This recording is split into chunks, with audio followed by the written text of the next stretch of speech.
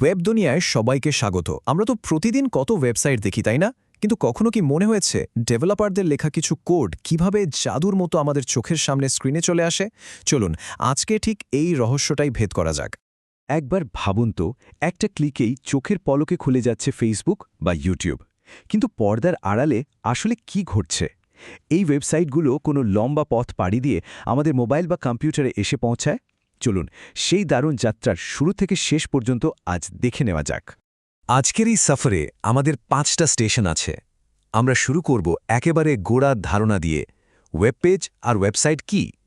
এরপর দেখব এগুলোর নকশা কিভাবে হয়, কোথায় থাকে, আসল ঠিকানাটা কি, আর সব শেষে জানব এর ভেতরে সাজানোর কৌশল নিয়ে।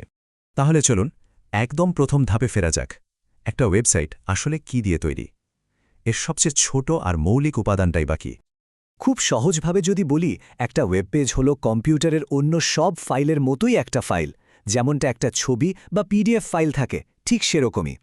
এর বিশেষত্ব শুধু একটাই, এটা HTML নামে এক বিশেষ ভাষায় লেখা হয়, আর এটা দেখতে হলে একটা ওয়েব ব্রাউজার লাগে।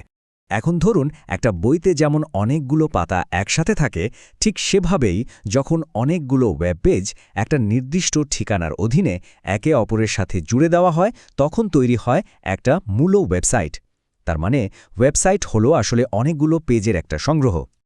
এখানে একটা ব্যাপার পরিষ্কার করে নেওয়া দরকার, যেটা নিয়ে অনেকেই কিন্তু গুলিয়ে ফেলে। ব্রাউজার আর সার্চ ইঞ্জিন ব্যাপারটা খুব সহজ। ধরুন ব্রাউজার মানে ক্রোম বা ফায়ারফক্স হলো আমাদের গাড়িটা, আর সার্চ ইঞ্জিন যেমন গুগল হলো ওই গাড়ির ভেতরের ম্যাপটা। গাড়িটা আমাদের নিয়ে যায় আর ম্যাপটা আমাদের সঠিক ওয়েবসাইটে পৌঁছানোর রাস্তা দেখিয়ে দেয়। সহজ না? বেশ, আমরা তো জানলাম যে ওয়েব পেজের ভিত্তি হল HTML। কিন্তু এই HTML জিনিসটা আসলে কি? এটা কিভাবে একটা পেজের নকশা বা ব্লুপ্রিন্ট তৈরি করে? চলুন একটু গভীরে যাওয়া যাক। HTML-কে তুলনা করা যেতে পারে একটা মানবদেহের কঙ্কালের সাথে। এই কঙ্কালটাই যেমন আমাদের শরীরকে একটা আকৃতি দেয়, ঠিক সেভাবেই HTML একটা ওয়েব পেজের মূল কাঠামোটা তৈরি করে। তবে হ্যাঁ, শুধু কঙ্কাল দিয়ে তো আর মানুষ হয় না, তার জন্য মাংস, চামড়া লাগে। তেমনি ওয়েবসাইটকে সুন্দর আর কার্যকর করতে আরও অনেক কিছু দরকার হয়। এর পুরো নাম হল হাইপারটেক্সট মার্কআপ ল্যাঙ্গুয়েজ। খেয়াল করার মতো বিষয় হল, এটা একটা মার্কআপ ল্যাঙ্গুয়েজ, কোনো প্রোগ্রামিং ল্যাঙ্গুয়েজ নয়। মানে এর কাজ কোনো জটিল প্রোগ্রাম লেখা না, বরং ব্রাউজারকে সহজ নির্দেশনা দেওয়া, যে এখানে একটা বড় লেখা বসাও, ওখানে একটা ছবি দেখাও, আর এখানে একটা লিঙ্ক জুড়ে দাও। পৃথিবীর প্রায় প্রত্যেকটা ওয়েব পেজের মৌলিক গঠন কিন্তু এটাই। এর দুটো মূল অংশ। একটা হলো হেড, যেখানে পর্দার আড়ালে সব তথ্য থাকে, যেমন ব্রাউজারের ট্যাবে যে টাইটেলটা দেখা যায়। আর দ্বিতীয়টা হলো বডি। এটাই হলো আসল মঞ্চ। এর ভেতরে যা কিছু থাকে আমরা সেটাই স্ক্রিনে দেখতে পাই। বেশ, ওয়েবসাইটের নকশা তো বানানো হলো, কিন্তু এই ফাইলগুলোকে কোথায় রাখলে পৃথিবীর যে কোনো প্রান্ত থেকে যে কেউ তা দেখতে পাবে? এ তো একটা থাকা জায়গা লাগবে, তাই না? একবার ভাবুন তো, ওয়েবসাইটটা যদি আমাদের নিজেদের কম্পিউটারে থাকতো, তাহলে কি হতো?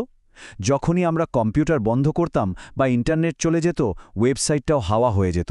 এটা তো কোনো কাজের কথা হলো না। আর এই সমস্যার সমাধান হল সার্ভার।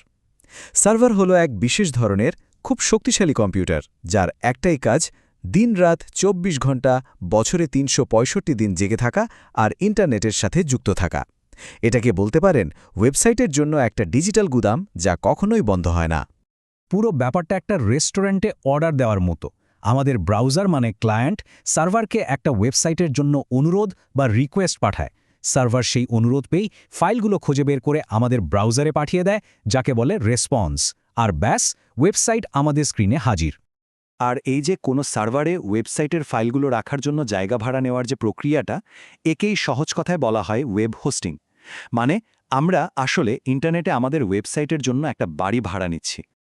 আচ্ছা, ওয়েবসাইটের জন্য একটা বাড়ি তো পাওয়া গেল, কিন্তু ইন্টারনেটের এই বিশাল দুনিয়ায় কোটি কোটি বাড়ির মধ্যে থেকে মানুষ ঠিক ওই নির্দিষ্ট বাড়িটা খুঁজে পাবে কিভাবে? এর জন্য তো একটা নিখুঁত ঠিকানা দরকার, তাই না? ইন্টারনেটে যুক্ত প্রত্যেকটা ডিভাইস, সেটা আমাদের ফোন হোক বা কোনো ওয়েবসাইটের সার্ভার, সবারই একটা করে ইউনিক পরিচয় নম্বর থাকে, অনেকটা ফোন নম্বরের মতো। এই সংখ্যা দিয়েই তৈরি হয় তার আসল ঠিকানা, যাকে বলা হয় IP অ্যাড্রেস। এখানেই তো আসল সমস্যা। আমরা কজনের ফোন নম্বরই বা মুখস্থ রাখতে পারি? তাহলে প্রত্যেকটা ওয়েবসাইটের জন্য এরকম জটিল সংখ্যা মনে রাখা তো প্রায় অসম্ভব একটা ব্যাপার। আর এই কঠিন সমস্যার সহজ সমাধান হল ডোমেইন নেম। এটা আর কিছুই না, ওই সংখ্যা দিয়ে গড়া আইপি অ্যাড্রেসের একটা সহজ, সুন্দর আর মনে রাখার মতো নাম। ব্যাপারটা অনেকটা একটা জায়গার লম্বা চড়া জিপিএস কোঅর্ডিনেটসের বদলে তার সহজ একটা নাম ব্যবহার করার মতো। কিন্তু একটা সমস্যা আছে, কম্পিউটার তো আর hsccrackers.com এই নামটা বোঝে না, সে বোঝে শুধু সংখ্যা। তো এইখানেই আসল খেলোয়াড় মাঠে নামে, যার নাম DNS বা ডোমেইন নেম সিস্টেম। এটাকে বলতে পারেন ইন্টারনেটের মস্ত বড় একটা ফোন বুক। আমরা যখন ব্রাউজারে কোনো নাম লিখি, DNS ঠিক সেই নামের পেছনের আসল আইপি অ্যাড্রেসটা খুঁজে বের করে, আর তারপর আমাদের ব্রাউজারকে একদম সঠিক সার্ভারের দরজায় পৌঁছে দেয়। আমাদের যাত্রার একেবারে শেষ পর্যায়ে চলে এসেছি।